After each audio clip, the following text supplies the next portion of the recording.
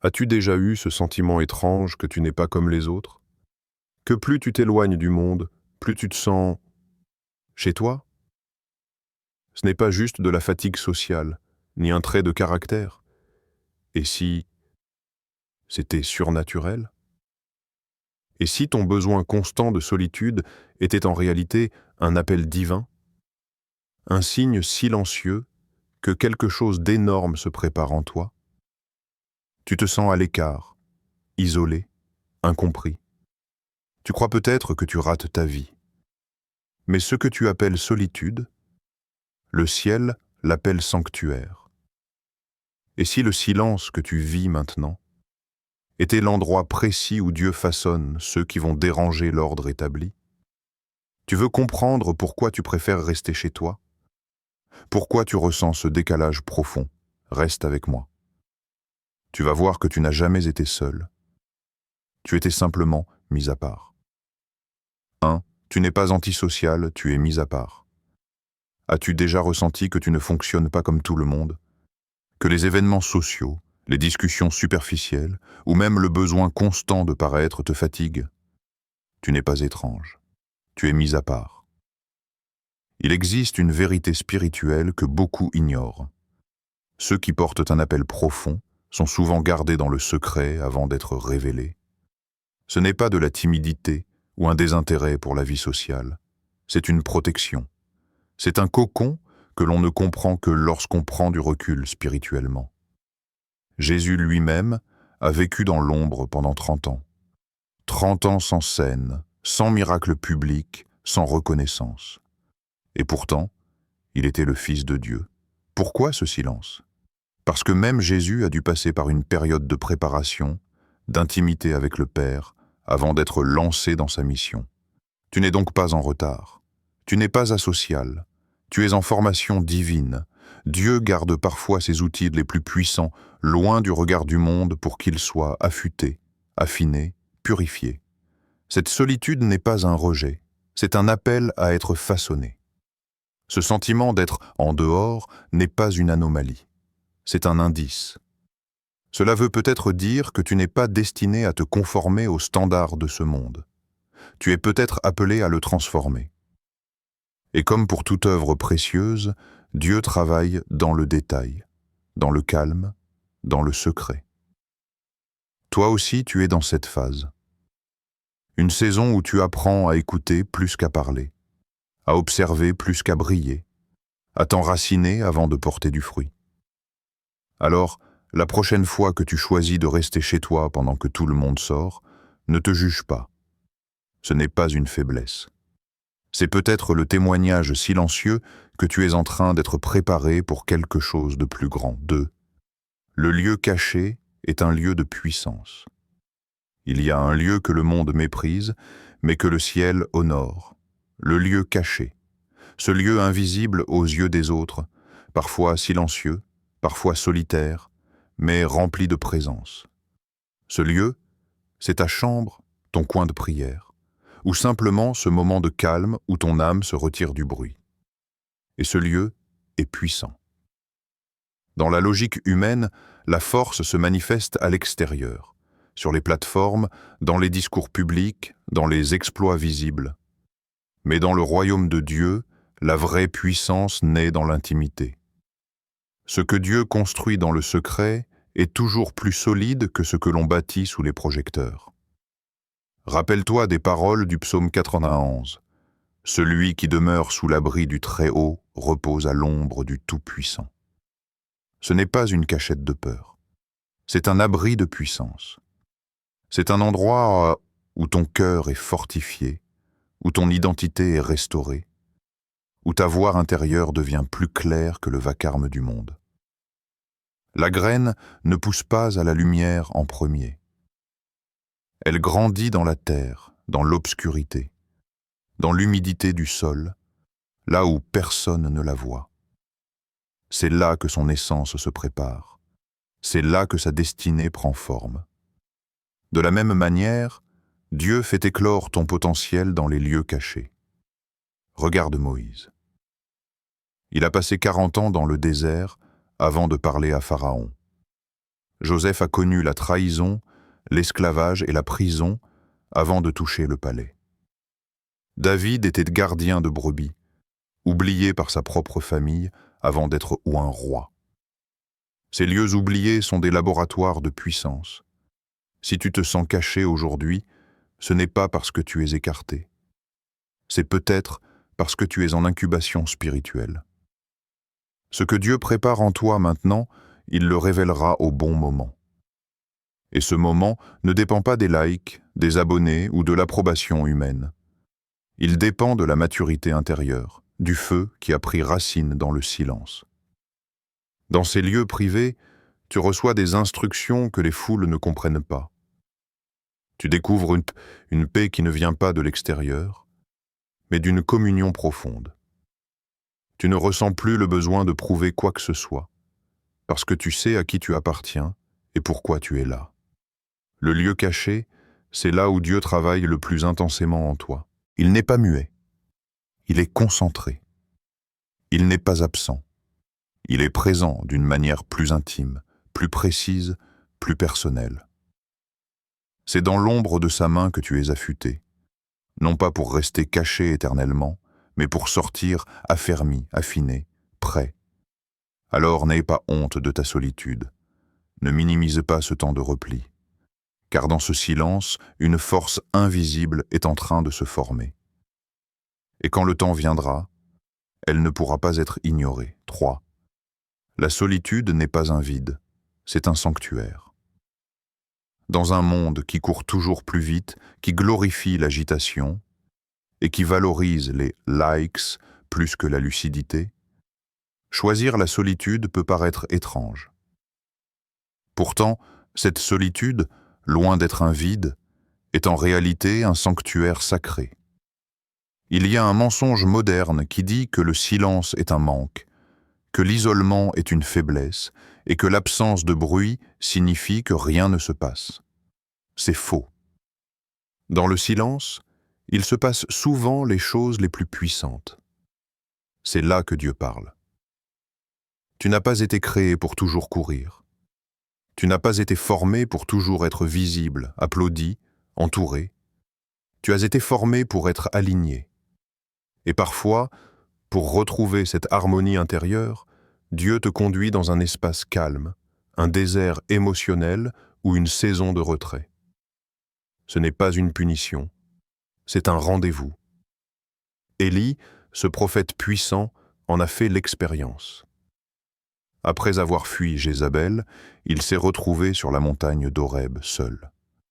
Là, Dieu est passé devant lui. Il y a eu un vent puissant, un tremblement de terre, un feu, mais Dieu n'était dans aucun de ces phénomènes bruyants. Puis est venue une brise légère, un murmure. Et c'est là que Dieu était. 1 Roi 19, 12. Ce passage est bouleversant car il renverse la logique humaine. Dieu ne crie pas, il murmure. Et pour entendre un murmure, il faut être proche.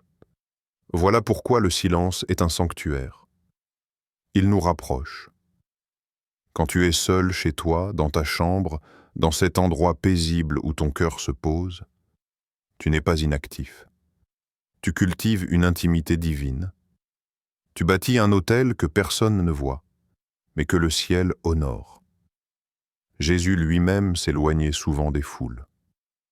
Il allait dans des lieux déserts pour prier, pas parce qu'il n'aimait pas les gens, mais parce qu'il savait que le secret de sa puissance publique reposait sur sa communion privée avec le Père. Toi aussi, tu es appelé à ça. Non pas à t'éteindre, mais à brûler dans le secret, à construire une foi silencieuse mais solide, à devenir un refuge spirituel avant d'être une lumière pour d'autres. Alors la prochaine fois que tu ressens ce besoin de t'isoler, de couper ton téléphone, de dire non à l'agitation, écoute-le. C'est un appel. Pas un repli, mais une montée. Une élévation spirituelle. La solitude n'est pas une prison. C'est un lieu sacré. Un espace où tu peux entendre la voix de celui qui ne te distrait pas, mais te façonne.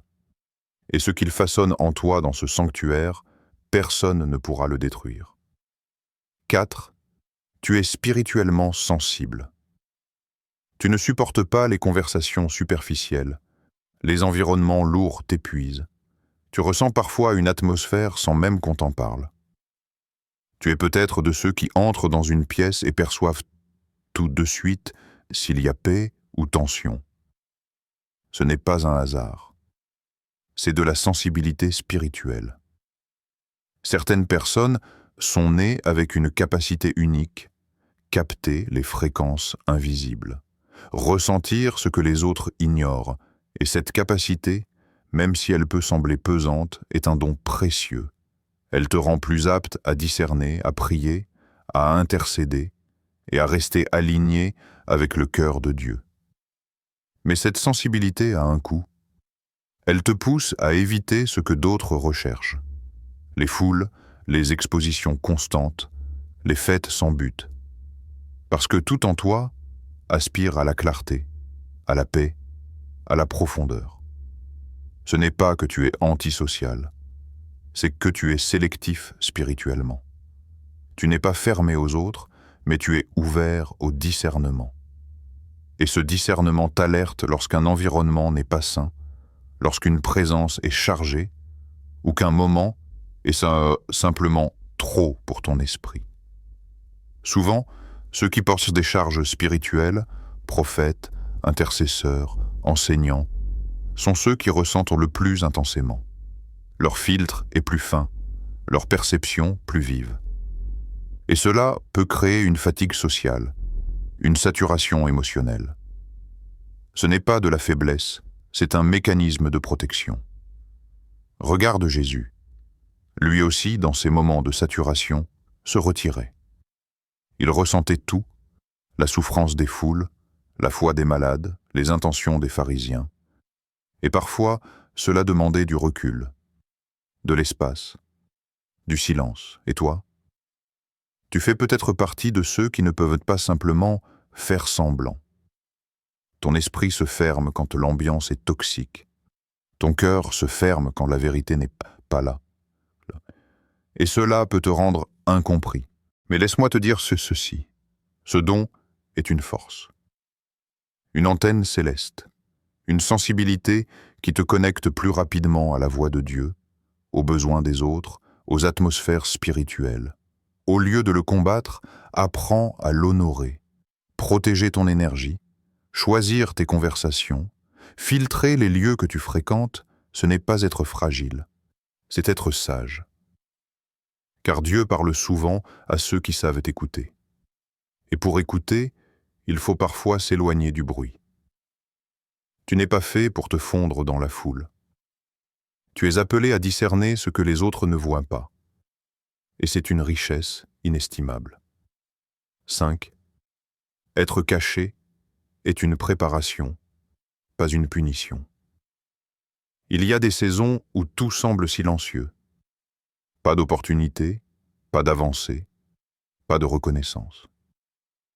Tu pries, tu espères, tu restes fidèle, et pourtant, rien ne bouge à l'extérieur. Et dans ces moments, il est facile de croire que Dieu t'a oublié. Mais ce silence n'est pas une absence. Ce temps caché est une préparation, pas une punition. Rappelle-toi, Dieu est un architecte méticuleux. Il ne construit rien à la hâte, et tout ce qui est destiné à durer passe par des fondations profondes et invisibles.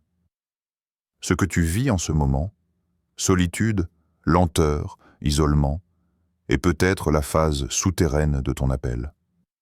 Regarde la graine. Elle est plantée dans la terre noire, humide, invisible.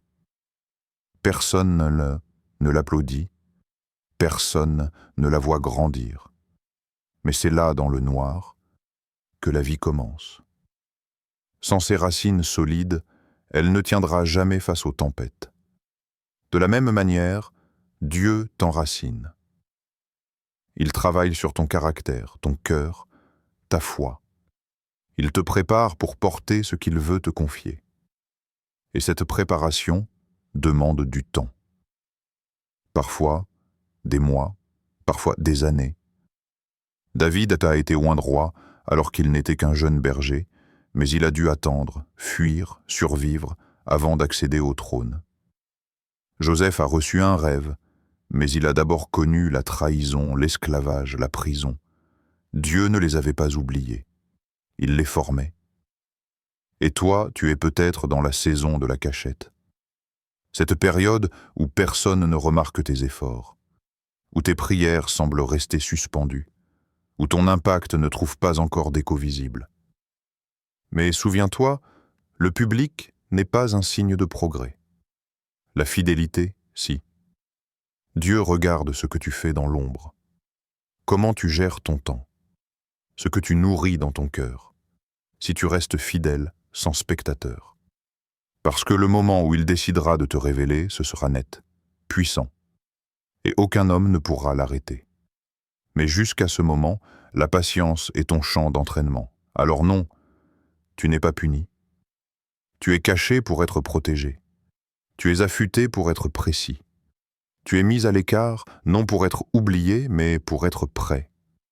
Ne méprise pas les petites choses, les jours ordinaires, les routines cachées, car Dieu les utilise pour construire une force que personne ne pourra briser. 6. La séparation est une marque de consécration. Dans une culture qui valorise l'inclusion à tout prix, être différent peut être pesant. Mais dans le langage du ciel, la différence est souvent une marque de consécration. Ce qui est mis à part n'est pas mis de côté. Il est réservé, sanctifié, préparé pour une œuvre particulière. Tu remarques peut-être que ce qui amuse les autres ne te touche pas, que les normes populaires te dérangent, que certaines conversations t'ennuient ou t'attristent. Tu ressens un écart intérieur, une sorte d'appel constant à vivre autrement. Et tu te demandes pourquoi. C'est peut-être parce que tu es appelé à ne pas te conformer, mais à transformer. Dieu a toujours mis de côté ceux qu'il appelait à impacter. Il les a séparés, non pas pour les isoler, mais pour les consacrer à une mission unique. Daniel, par exemple, a refusé de manger la nourriture du roi. Il aurait pu suivre la foule, se fondre dans le décor, mais il a choisi la consécration. Et qu'a fait Dieu? Il l'a élevé, il l'a protégé dans la fosse au lion, il l'a utilisé pour interpréter des rêves, influencer des royaumes. Parce qu'il avait accepté de rester différent dans une culture qui appelait au compromis. Être mis à part, ce n'est pas rejeter les gens. C'est refuser les systèmes qui déforment. C'est marcher dans une autre direction, même si elle est solitaire. C'est choisir l'intégrité face à l'opinion, la vérité face à la popularité. Tu n'as pas été conçu pour tout mélanger. Tu portes quelque chose de spécifique.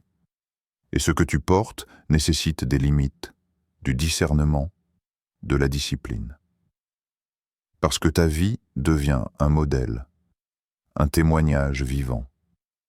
Oui, cela signifie parfois dire non quand tout le monde dit oui. Cela signifie rester chez toi pour prier quand d'autres sortent pour combler un vide intérieur. Cela signifie rester ferme même quand tu es le seul debout. Mais cette séparation, ce mode de vie à contre-courant, est une offrande à Dieu. C'est une réponse silencieuse qui dit « Je t'appartiens, mon temps t'appartient, mon cœur t'appartient ». Et Dieu honore cette offrande, non pas en te donnant une vie facile, mais en te donnant une vie remplie de sens, une vie marquée par l'impact, la fidélité, et une lumière que rien ne peut imiter.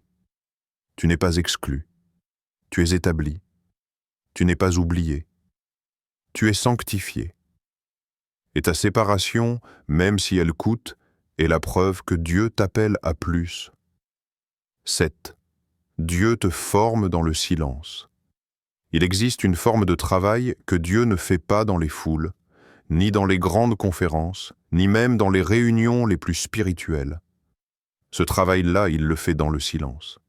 C'est là, dans les moments calmes, dans le repli intérieur, que Dieu façonne les fondations éternelles de ta vie. Tu vois, on imagine souvent que grandir dans la foi, c'est faire plus, parler plus, paraître plus. Mais dans le royaume de Dieu, c'est souvent l'inverse. Grandir, c'est entendre plus clairement, c'est discerner plus finement. Et pour cela, il faut du silence. Joseph a reçu un rêve de grandeur très jeune, mais il n'était pas prêt. Il l'a annoncé trop vite, trop fort, et cela l'a conduit à l'abandon et à la prison. Était-ce une erreur? Non, c'était un détour divin. Dieu ne l'a pas puni. Il l'a formé dans l'ombre, dans l'humiliation, dans le silence. Pendant ces années en prison, Joseph a appris l'humilité, la sagesse, le leadership. Ce n'était pas un temps perdu. C'était l'université invisible de Dieu. Et quand le moment est arrivé, Joseph n'a pas seulement interprété le rêve de Pharaon, il a géré une nation entière. Toi aussi, tu passes peut-être par ce silence. Tu pries, tu sers, tu crois. Et rien ne semble réagir autour de toi. Mais tu ne vois pas que sous la surface, Dieu construit des muscles invisibles. Il t'entraîne à discerner sa voix au milieu du calme. Il te prépare pour des responsabilités que tu ne soupçonnes même pas. Il y a une puissance particulière dans les saisons silencieuses. Ce sont des saisons de purification, de réajustement, de transformation. Le monde te dira que si personne ne te voit, c'est que tu n'avances pas. Dieu te dira que s'il te cache, c'est qu'il t'équipe. Et cette préparation n'a pas besoin d'être validée par les autres. Elle est entre toi et ton Créateur. Ce que tu développes maintenant, ta patience, ta discipline, ta résilience, sera essentiel demain, quand Dieu t'exposera. Alors ne sous-estime pas le silence. Ne le fuis pas. Au contraire, cherche-le intentionnellement, car c'est dans le silence que Dieu révèle ses secrets. C'est là qu'il dépose des instructions spécifiques, des directions claires, des appels puissants. Ceux qui apprennent à marcher avec Dieu dans le silence sont ceux qui tiendront debout quand le bruit du monde les entoure. Parce qu'ils auront été affermis dans l'invisible. Si ce message a résonné en toi, ce n'est pas un hasard. Tu fais peut-être partie de ce que Dieu forme dans le secret, loin du bruit. Et si tu ressens que cette parole t'a parlé, abonne-toi. Ce que je partage ici, ce sont des clés pour ceux qui marchent à contre-courant, qui cherchent plus que des réponses. Une direction. Active la cloche pour ne pas manquer les prochaines vidéos, car ton chemin ne fait que commencer. Tu n'es pas fou, tu es appelé. Et ensemble, on va marcher dans cette vérité.